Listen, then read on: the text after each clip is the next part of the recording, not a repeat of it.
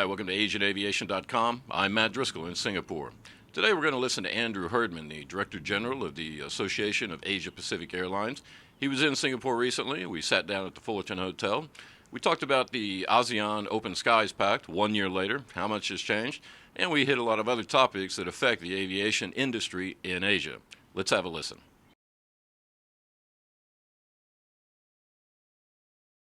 ASEAN Open Skies has been a long-term project.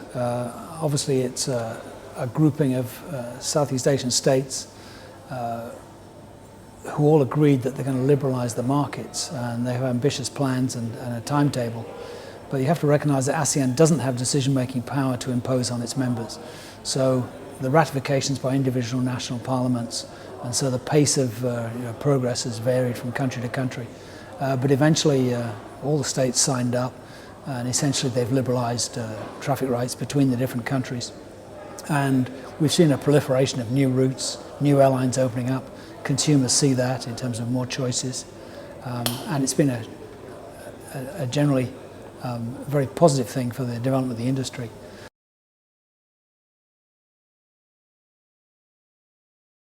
Well, Manila's constrained anyway, and that's not about restrictions on aeropolitical traffic rights. That's because of slot constraints, capacity limitations. That's a whole separate issue of persuading governments to press on with expansion plans for government decisions on infrastructure, airports, terminals at airports and so on, and air navigation capacity. So those are challenges for everybody throughout the region where we see growth in air travel continuing. But as far as the air traffic restrictions are concerned, the restrictions that some countries still maintain were relatively minor and not a major factor in restricting the growth of services. And many new routes opened up, new airlines sprouted up. So overall, we've seen very rapid growth in new routes within the region. The other thing about ASEAN is it's been in discussions with countries outside ASEAN, particularly ASEAN China. Reached a liberalised template agreement, which was then translated into new agreements between China and various ASEAN countries. And we've seen rapid growth in services between those countries and China, bringing a lot of Chinese tourists into ASEAN.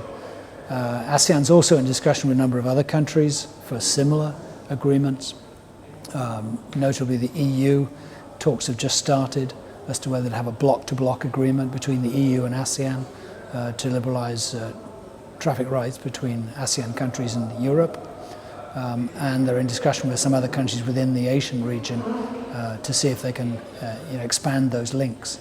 So ASEAN plus X, as it's sometimes known, is another factor, not just within ASEAN.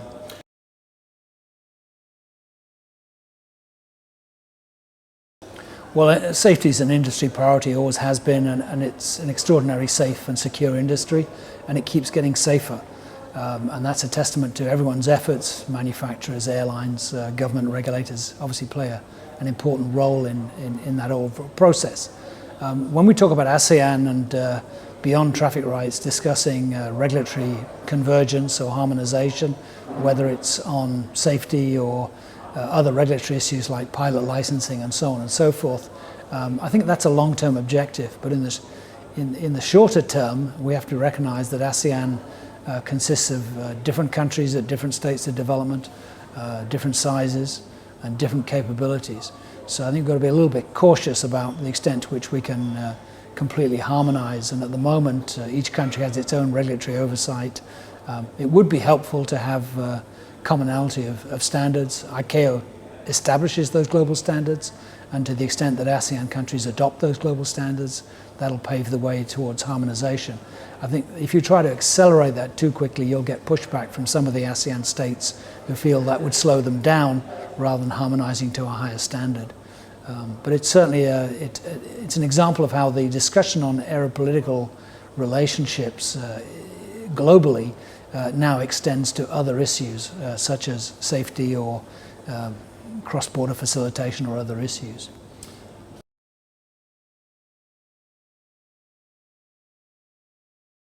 Well, the markets in Asia are growing, and that applies whether they're the big, well-developed markets that are getting more and more dense with the major hubs already, dense links between them. We have most of the world's 10 busiest routes are in Asia, whether it's domestic or international. Having said that, there are emerging routes. There are routes between small communities, getting them connected. There's a role there for smaller aircraft, particularly turboprops, as you mentioned, and we do see growing numbers of turboprop operations in Asia. Those may then develop, they may mature into larger markets needing bigger aircraft, regional jets and so on. Having said that, we do see congestion at airports in many parts of the region, and that points towards using larger aircraft sooner rather than later. So it's constantly evolving. We do see a growth in turboprop operations. They can serve markets that are too small for jets, or jets may not be able to land at those airports, challenging terrain. Regional jets face other challenges because slots are scarce at many airports, and the number of pilots you need to fly those planes is a concern for many airlines, concerned about where we're going to get the pilots to fly all the aircraft we're buying.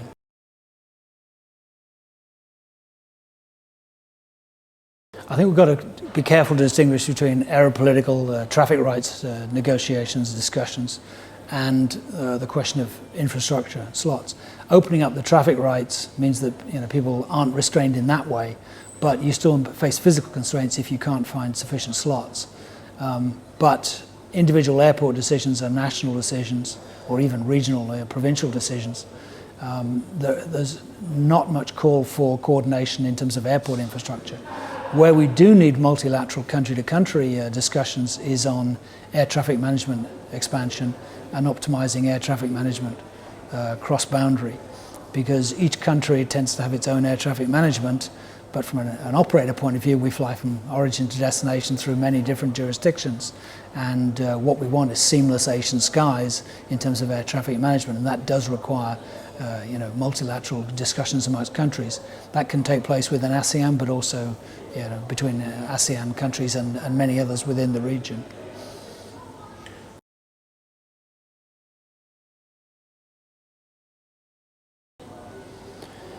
Well, it's a service industry, so you've got to think, where do the passengers want to come from, where do they want to go, and you want to build the airports where they're needed. The trend globally is towards greater urbanization, which points towards bigger cities, and those big cities need big airports, and in fact we've underestimated the scale of the airports needed. We get situations where Shanghai, where they have 2 major airports, New York with several, London with several airports. These are suboptimal solutions. Essentially, you need bigger airports, and those big hub airports keep getting bigger. The demand is expected to continue to grow. Having said that, we do need new airports in other regions.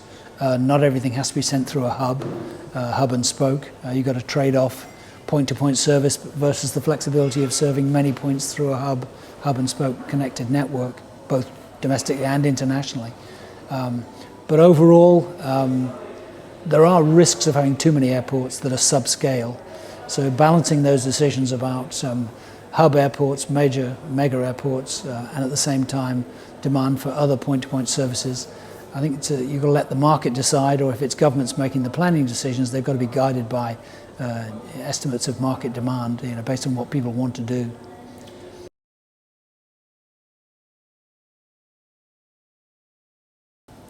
Well, people in Asia get to use some very good airports, and we see an internationalization of airports. Interesting, the comments being made in America about the need to upgrade their infrastructure, because it's now well known that you can have top quality airports in different parts of the world, and the technology to do that and to operate them is now being distributed. So you've got fantastic new airports in Southeast Asia, you mentioned some in India. So it's now, expectations have been raised. When you talk to people about their airport experiences, it can be a pleasurable part of the journey. People do appreciate the opportunity to shop and so on. What they don't like is the security processes, and they don't like long lines for passenger processing. The airlines are trying to streamline the passenger processing. You print your own boarding passes, you may not have to check in at the airport at all. But at the airport, particularly if you're flying internationally, you're stuck with border facilitation, you're also stuck with security. And these are the least satisfactory parts of the journey, particularly security. The irony is that passenger screening is only part of the security response. The passenger information that we provide to governments is another key part of maintaining border security, and some would argue a more important part in terms of really delivering security. So the industry is committed to trying to streamline the passenger security screening process. The airlines and airports are working together to try and trial new techniques, new technologies, new processes to try and make that as smooth as possible. Some airports are better than others. It takes time, but it can be done in a friendly way, efficient way. Other airports have a poorer reputation, so there's good and bad. But overall, we think there are good opportunities to try and streamline that. Similarly, passport checks, the technology exists that people can do it themselves. Biometric checks with fingerprints or with facial recognition. People can do it self-service, and the border immigration officials can intervene if they wish. So again, that can be done. It can last seconds. On the other hand, you may have to wait an hour and a half somewhere. And so people are unhappy with that. We do need to try and address that. And as volumes grow and increasing numbers of people travel, the challenges are only going to become more significant. But there are some best practices around and examples of how the technology gives you good border controls, good security, and a streamlined passenger experience. And some of the best airports in the world who are in Asia are already demonstrating that.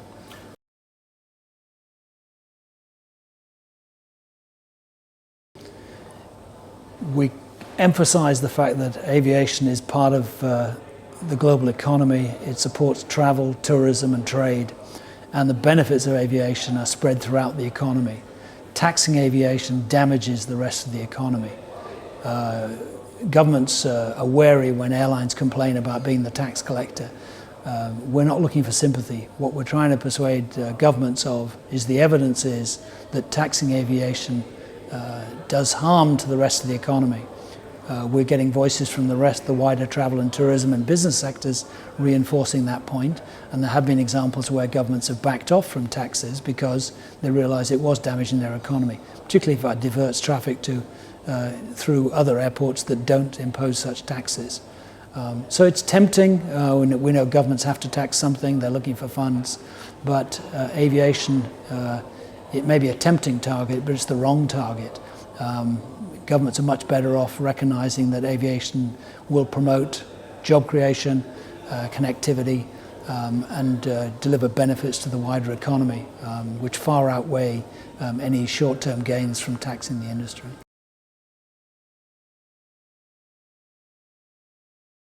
I think aviation is delivering those benefits everywhere. It's a universal. The issue of where governments attempt to do so reflects local political factors. And that's what it has to be dealt with on that basis. And we need to talk to not just the aviation people, the transport people, but also the Ministry of Finance. It's the finance ministers who make budget decisions. So trying to convey the message not just to the transport minister, but to finance departments, that's important.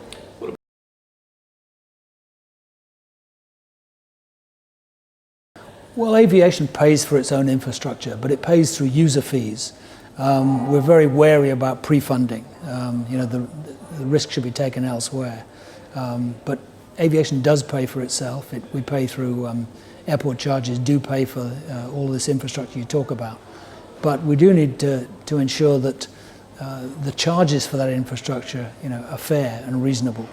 And we're very concerned about situations where the financing is privatized, but there's no control as to what charges are made. So you mentioned some of the new airports that are emerging in India.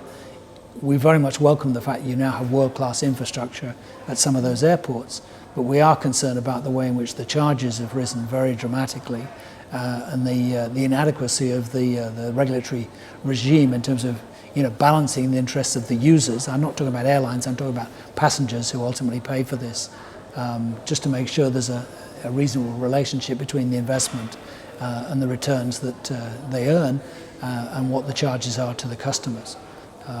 People remember have a lot of choice of airlines, but they don't always have a choice of airports. So the competitive dynamics are different. But that we recognize that both airlines and airports are very capital intensive sectors, and we do need to think about how we make sure that that capital investment is efficient and that the facilities are run efficiently. Well, that was Andrew Herdman, the Director General of the Association of Asia Pacific Airlines. We certainly appreciated his time and sitting down with us at ASEANaviation.com. Stay tuned to the website for more videos, more podcasts, and for the latest news on Asian aviation. For AsianAviation.com, I'm Matt Driskill in Singapore.